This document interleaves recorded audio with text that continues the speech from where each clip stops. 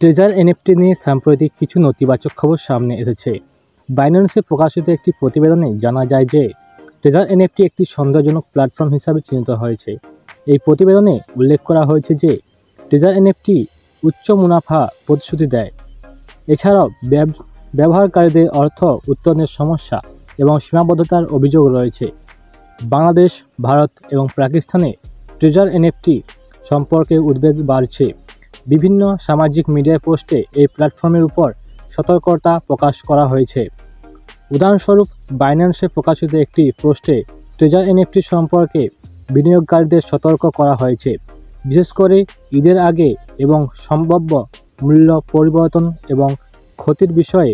এছাড়াও treasure NFT সম্পর্কে বাংলা ভাষায় কিছু ইউটিউবে ভিডিও প্রকাশিত হয়েছে, যেখানে এই প্ল্যাটফর্মের সমস্ত নেতিবাচক তথ্য শেয়ার করা হয়েছে।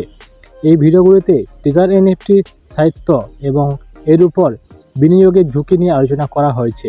সুতরাং ট্রেজার এনএফটি নিয়ে বিনিয়োগের আগে সতর্ক থাকুন এবং বিস্তারিত গবেষণা করা অত্যন্ত গুরুত্বপূর্ণ।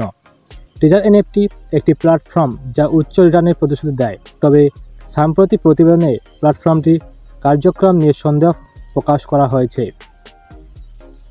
পত্রিকায় প্রকাশিত একটি প্রতিবেদনে উল্লেখ করা হয়েছে যে ট্রেজার এনএফটি একটি উচ্চ রিটার্ন প্রতিশ্রুতি এবং রেফারের ভিত্তিতে আয়ের মডেল সৃষ্টির সন্দেহ সৃষ্টি করে।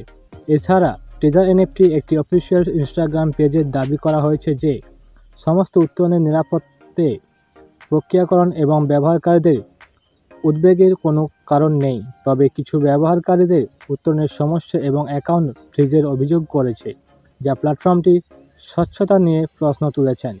ট্রেজার এনএফটি সম্পর্কে আরও আপডেটের জন্য তাদের অফিসিয়াল ইনস্টাগ্রাম পেজে পরিদর্শন করতে পারেন। নতুন আপডেটের জন্য নিচে ভিডিওটি দেখতে পারেন। Thanks for watching.